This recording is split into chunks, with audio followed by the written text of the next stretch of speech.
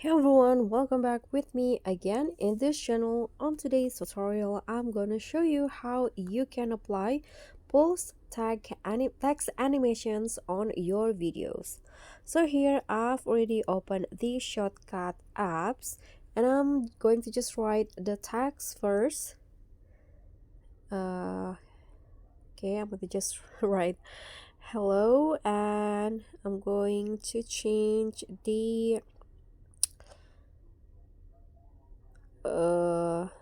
font first. Okay, this one, just the size, then go straight to animation, then here click on the loop category and you'll find heartbeat animation. Click on that and it will make your text like have a pulse, like a heartbeat. You can just adjust on how fast or how slow you want the animations to be. Okay, click on the check icon and you are done. So that's all from me. Thank you so much for watching. Don't forget to like, comment, and also subscribe and click on the thanks. Bye.